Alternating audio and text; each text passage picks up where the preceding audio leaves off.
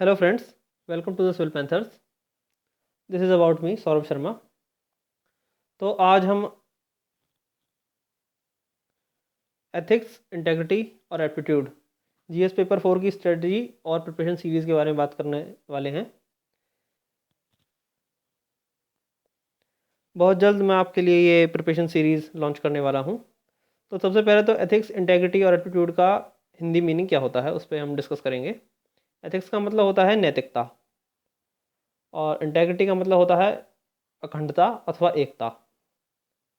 Third, aptitude का मतलब क्या होता है? एप्टीट्यूड का मतलब होता है योग्यता, एबिलिटी.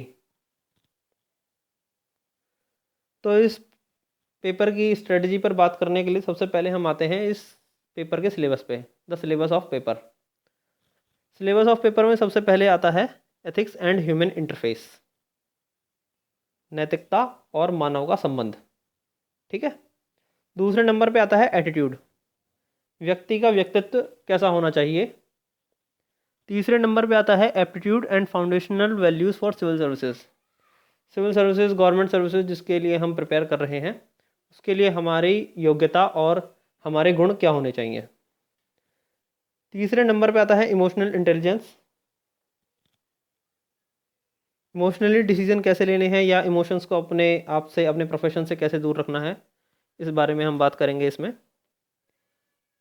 फिफ्थ नंबर पे आता है civil services values and ethics in public administration. Public administration में काम करने के लिए सिविल सर्विसेज की वैल्यूज़ क्या होती हैं और उनकी नैतिकता क्या होती है. उसके बाद आता है contribution of moral thinkers and philosophers. Internationally thinkers और फिलोसफर्स की स्ट्रेटजी क्या होती है, क्या उन्होंने सेट की है, एथिक्स, वो सब. उसके बाद आता है property in governance. Property in governance पे कई लोग अटक जाते हैं. Let me simplify it. इसका मतलब होता है ऑनेस्टी. प्रॉपर्टी का मतलब होता है ऑनेस्टी. गवर्नेंस में ऑनेस्टी क्या होती है. और उसके बाद है case studies related all subjects mentioned above. Case studies normally हमें ऊपर जितने भी मैंने आपको ये पॉइंट्स बताए हैं जो भी सिलेबस में आते हैं, इन पर बेस केस स्टडीज़ को हमें सॉल्व आउट करना होता है. हमें इन्हें पढ़कर इन केस स्टडीज़ को सॉल्व आउट करना होता है. ओके. तो उसके बाद अब हम आते हैं problem faced by the candidates. इस पेपर को सॉल्व करने के लिए कैंडिडेट्स जिन प्रॉब्लम्स को फेस करते हैं वो कौन कौन सी हैं. सबसे पहले तो they don't know what is the subject exactly.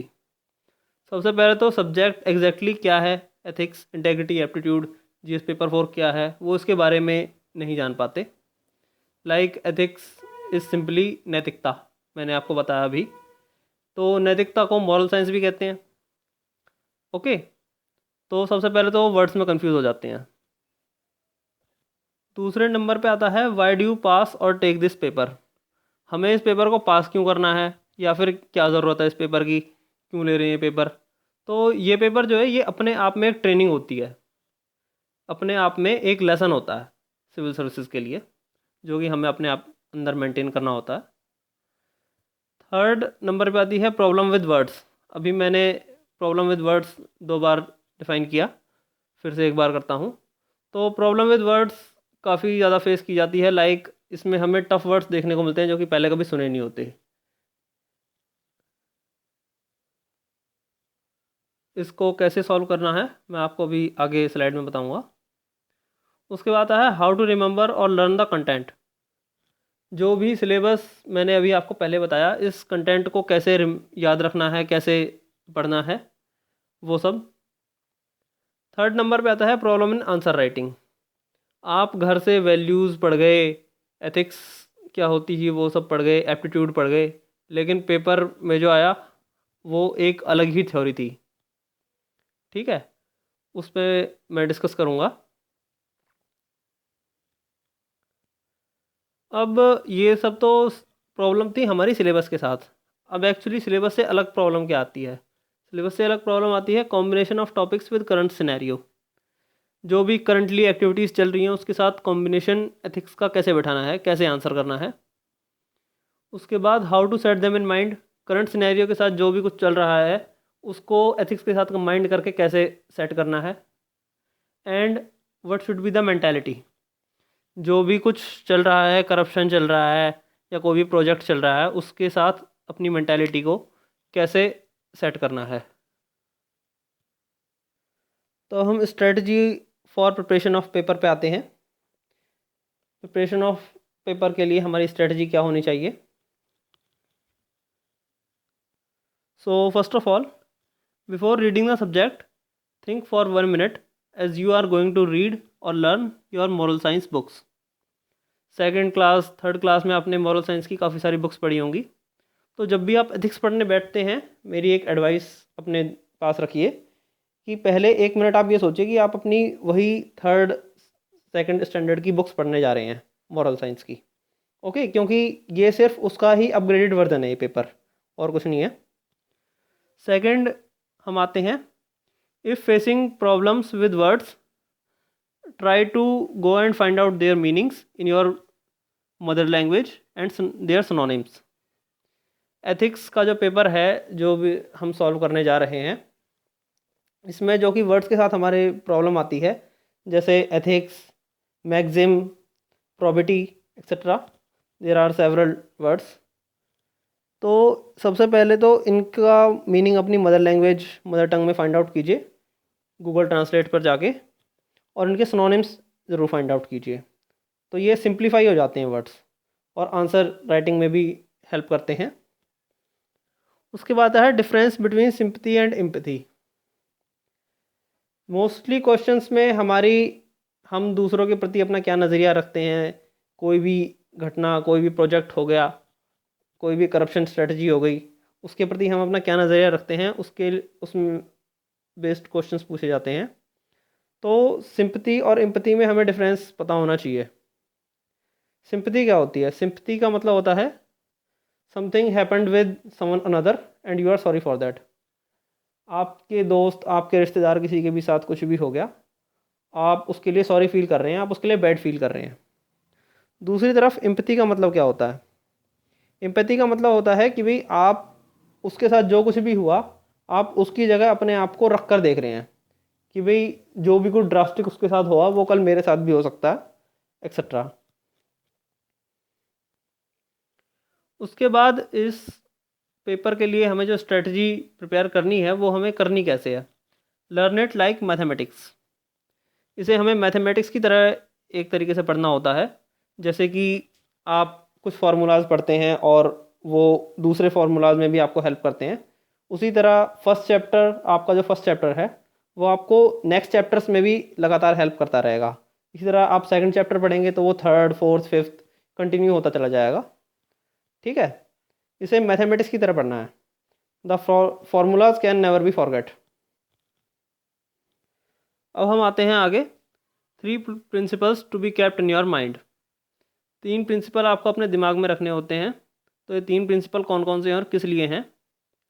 There are 3 kind of problems which usually we face with value related topics. Value related topics जो भी होते हैं, हमारे क्वेश्चंस पूछे जाते हैं, उस पे हमें 3 तरह के प्रिंसिपल्स अपने दिमाग में रखने होते हैं। What, how and why. क्यों, क्या और किस लिए। ओके। तो वैल्यूज रिलेटेड क्वेश्चंस के लिए सबसे पहला जो हमारा प्रिंसिपल है वो है ये, ignore the first level problems. First level problems क्या होती हैं? सपोज़ आपको ऑफिस में कोई भी नोटोरियस आइटम डिस्टर्ब कर रहा है, आपको डिस्टर्बेंस हो रही है। So first of all ignore that, क्योंकि उसकी वजह से आपकी वैल्यूज़ ख़राब नहीं होनी चाहिए, आपका इफेक्ट पूरे ऑफिस पर नहीं पड़ना चाहिए। ठीक है, अगर आपका इफेक्ट आपके ऑफिस पे, आपके कलीग्स पे पड़ता है तो ये उसकी नहीं, ये आपकी इमेज बिगाड़ देगा। ठीक है, so ignore the first level of problems. Normally चल रहा है, चलने दो। ओके। अब हम सेकंड लेवल प्रॉब्लम्स पे आते हैं। सेकंड लेवल प्रॉब्लम्स की कौन सी होती हैं? They are like corruption related, they are like hypocritics. Okay. तो सेकंड लेवल प्रॉब्लम्स के लिए हमें सॉल्यूशन सजेस्ट करने होते हैं। Okay, suggest solutions for second level problems. तो अब हम आगे थर्ड लेवल प्रॉब्लम्स पर आते हैं। थर्ड लेवल प्रॉब्लम्स क्या होती हैं? ये हमारी पॉलिसी रिलेटेड प्रॉब्लम्स होती हैं। बेसिकली पॉलिसी होती है जो कि हमारे लिए प्रॉब्लम का कारण बन जाती हैं या फिर कुछ लोगों के लिए प्रॉब्लम बन जाती है। तो इसका सोल्यूशन क्या होता है, you can't ignore but have to keep separate from them and focus towards your goal. हम उन्हें इग्नोर नहीं कर सकते, लेकिन हमें उन्हें अपने आप से सेपरेट अलग रखना होता है और अपने गोल पर फोकस करना होता है। अपने जो भी हमारा लक्ष्य है सिविल सर्विसेज पास करना, उस पर फोकस करना होता है। अब ये पॉलिसीज प्रॉब्लम्स क्या होती हैं, like reservation, caste reservation, general categories suffered due to reservation. Okay, तो ये लेवल कुछ नहीं होता, उसे चेंज करना या ना चेंज करना गवर्नमेंट के हाथ में है। हमें इनसे अपने आप को सिर्फ अलग रखना है और अपने लक्ष्य पर फोकस करना है। Okay, so value related problems के बाद अब हम आगे आते हैं how to track the exam. Exam को हम कैसे ट्रैक करेंगे उस पर।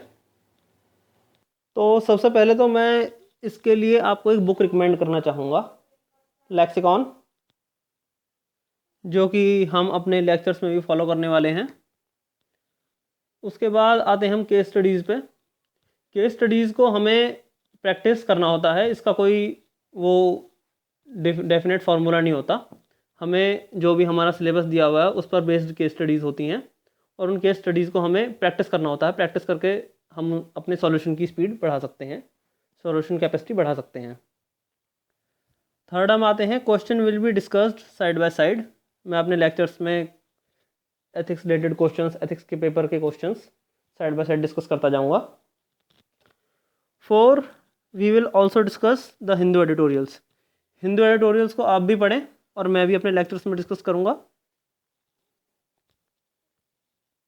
So this is the strategy for ethics GS paper 4। Hopes it will be helpful for you. So guys, this is all for today. So please keep watching and subscribe our channel for updating yourself with our lectures for prelims and all mains papers. Go to the link given in the video and thank you for watching the video. Good luck for all candidates. Thank you.